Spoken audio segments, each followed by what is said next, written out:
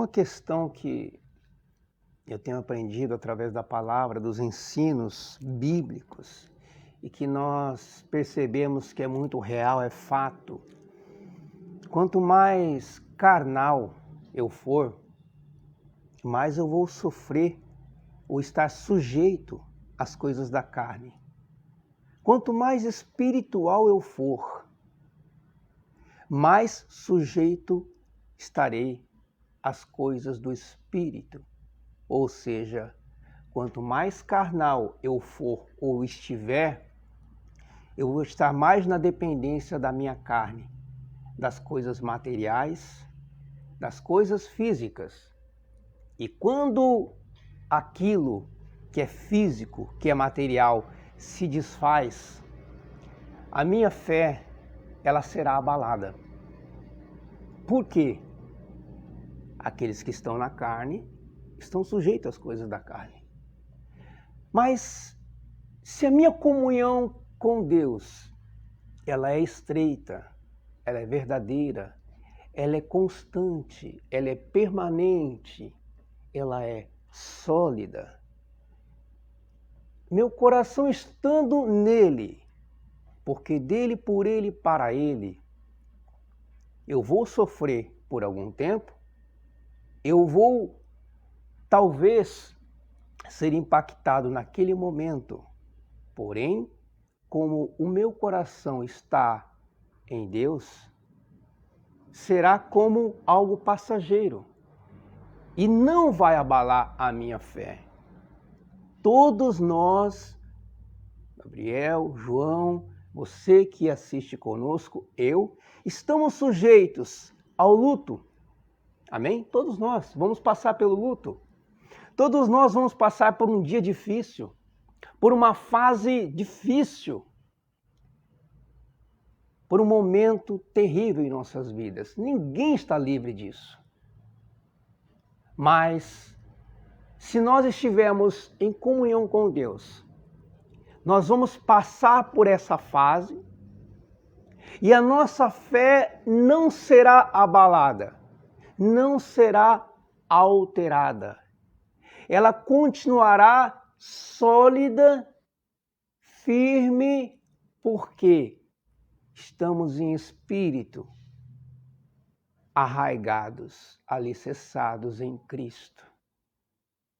É como nós lemos há pouco tempo no livro do profeta Jeremias. Aquele que está em Deus é como uma árvore plantada às margens do ribeiro, que estende as suas raízes, e essas raízes são banhadas pelas águas. Então, mesmo no tempo de sequidão, não deixa de dar fruto. As suas folhas continuam verdes. Ou seja, a sua fé, ela não depende das circunstâncias mundanas, mas daquele que alimenta as raízes, a saber, o Senhor Jesus. Então, para que nós não venhamos a ter a fé abalada, para que nós não venhamos a declinar, sucumbir na fé, nós temos que estar em comunhão com Deus. Com toda e máxima frequência das nossas vidas, para que não venhamos a estar sujeitos às quedas da carne, às surpresas da carne, ou seja, deste mundo. Amém?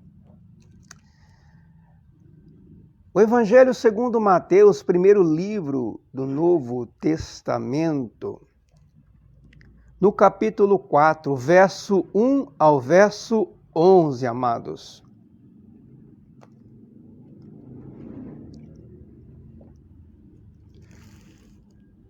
Nesse capítulo, nós vamos perceber que o Senhor Jesus, o nosso Salvador, ele passou por um trajeto que todos nós vamos passar. E como que ele passou por esse trajeto, por essa transição? E como ele se saiu desse trajeto, ele vai nos ensinar. Porque basta ao discípulo ser como seu mestre, o servo como seu senhor. A seguir, logo depois que João Batista batizou o Senhor Jesus nas águas. A seguir foi Jesus levado pelo Espírito, com E maiúsculo, que no caso é o Espírito Santo, ao deserto para ser tentado pelo diabo. E depois de jejuar 40 dias e 40 noites, teve fome. Jesus sentia fome. Ele estava encarnado como homem. Então o tentador, aproximando-se, lhe disse: se és filho de Deus, manda que estas pedras se transformem em pães. Ele apresentou ali pedras e disse para o Filho de Deus: se, olha só o termo que Satanás usa, é um termo que coloca dúvida. Se ele não confirmou, ele não afirmou, és filho de Deus. Ele disse se.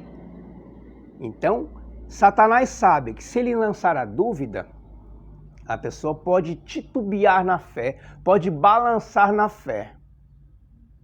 E também outra jogada de Satanás é despertar a tentação do Filho de Deus querer usar do seu poder divino e não da sua limitação física.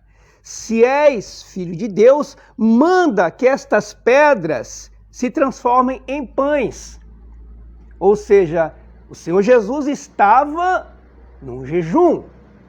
Ele estava em santificação.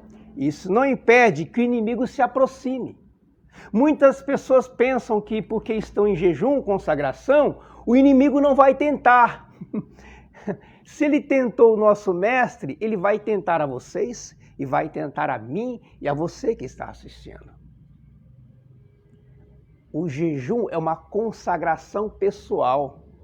É uma forma de mortificar a minha carne, não de mortificar o inimigo. Então você pode estar em jejum, em consagração. Satanás vai trabalhar da mesma forma. A diferença é que aquilo que ele fizer não vai atingir a minha fé. Porque eu estou em espírito. Amém? Se és filho de Deus, manda que essas pedras se transformem em pães. Jesus, porém, respondeu: está escrito, não só de pão viverá o homem, mas de toda a palavra que procede da boca de Deus. Repitam comigo, da boca de Deus. E qual que é a palavra que procede da boca de Deus? Essa.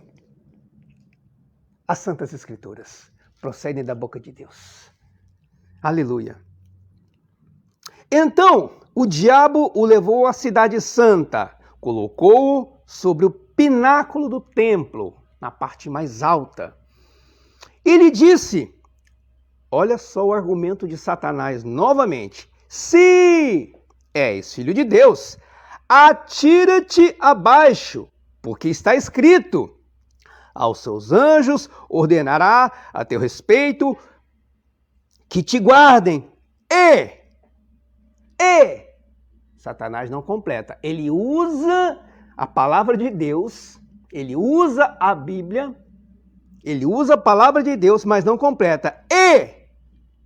Eles te susterão nas suas mãos para não tropeçares em alguma pedra. Essa passagem, ela está em Salmo 91, 11, no livro dos Salmos, 91, capítulo 91, verso 11.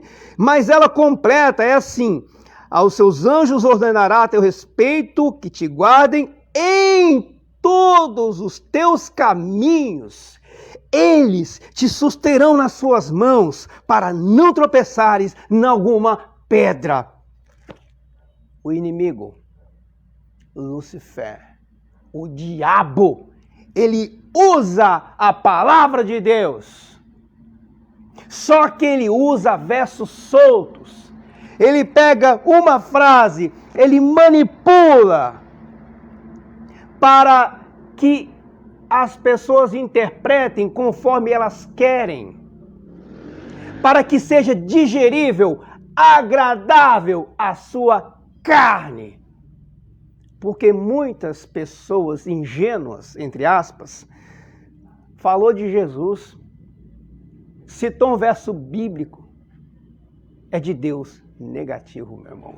Aqui está provando que o próprio diabo, ele usa a Bíblia, ele usa a palavra de Deus, ele é conhecedor da palavra, ele cita versos bíblicos. Por isso a importância, para entendermos o texto, nós temos que ler todo o capítulo na direção do Espírito Santo e pedir com temor, tremor, humildade a sua interpretação, para que venhamos entender o contexto.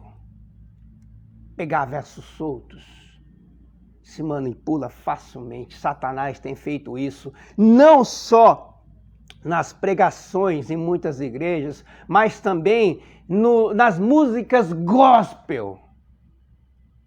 Pega trechinhos ali, manipulam e faz o uso ao seu bel prazer. E muitos incautos, muitos imprudentes, insensatos estão caindo nessa armadilha, nesse laço, por desconhecerem a palavra. A palavra liberta, a verdade liberta. Respondeu-lhe Jesus: também está escrito, olha só, o Senhor Jesus combatendo Satanás com a palavra também. Combatendo com a palavra, pelo conhecimento da palavra. E se eu não conheço, eu não consigo combater. Se eu não conheço a palavra, o que aquele pregador falar pode não ser bíblico, mas eu vou falar amém, eu vou falar glória a Deus. Eu tenho que conhecer para combater, para descobrir a verdade, para não ingerir qualquer coisa que me desvie do caminho da retidão. Respondeu-lhes Jesus: também está escrito, não tentarás o Senhor teu Deus. Eu tenho poder, Jesus, eu tenho poder sim, mas eu não vou usá-lo só para te mostrar. Eu não vou sair do meu estado carnal de santificação só para te mostrar. Eu não vou usar meu poder divino aqui para sair da comunhão que eu estou, mortificando a minha carne. Amém? Levou ainda o diabo a um monte muito alto, mostrou-lhe todos os reinos do mundo e a glória deles. É o que Satanás oferece. Satanás oferece para que você se torne o centro das atenções. Olha aqui, ó. Para que você se torne o foco, o centro. É isso que Satanás faz.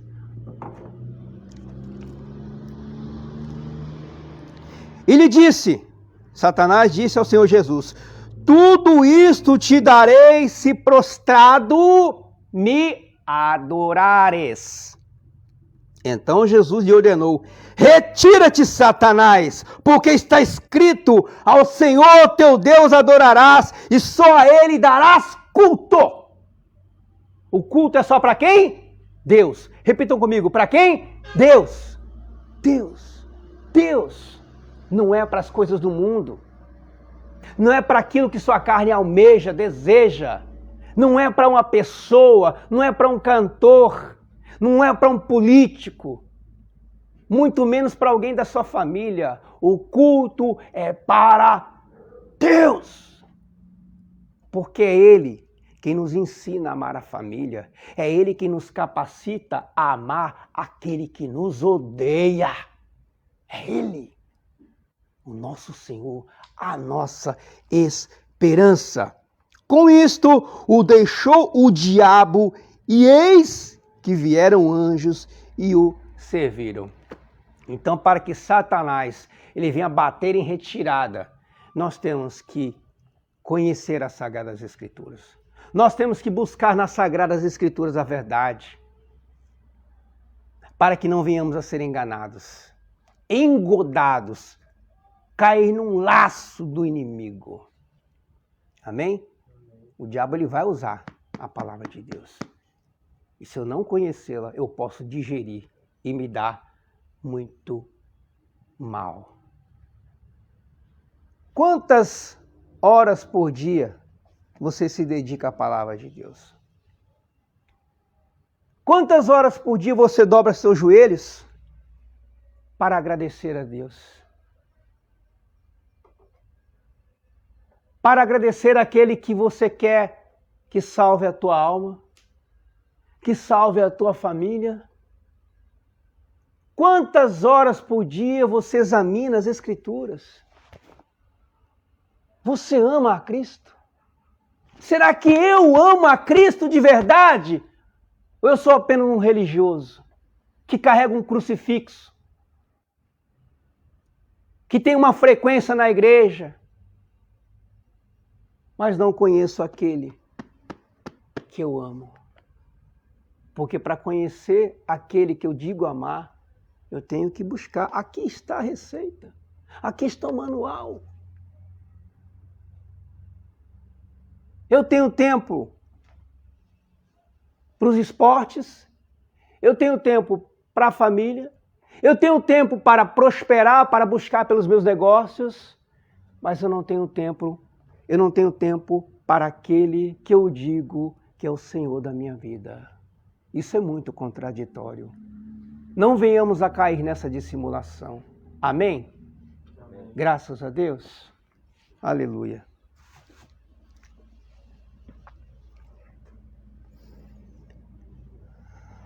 Pai Santo, a Ti pertence a honra, a glória, o poder, a majestade, o domínio, a sabedoria e a riqueza eternas.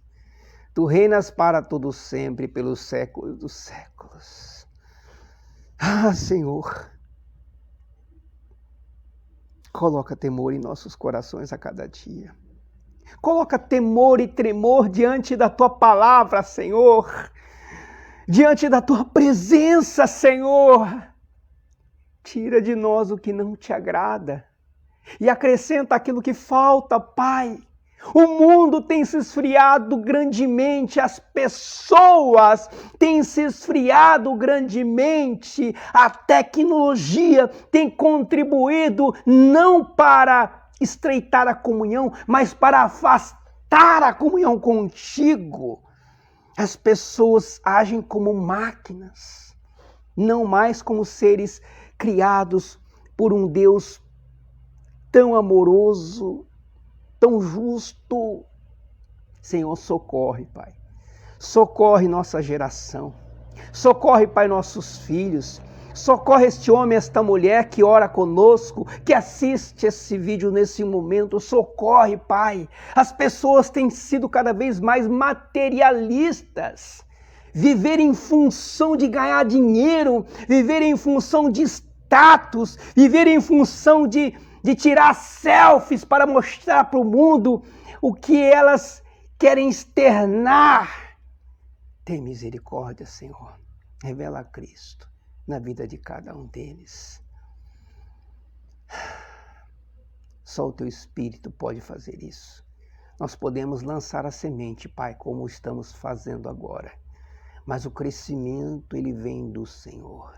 Nós rogamos a Tua misericórdia para que em nossa família, para que em todas as pessoas com as quais nos relacionamos e vamos nos relacionar, a semente seja lançada.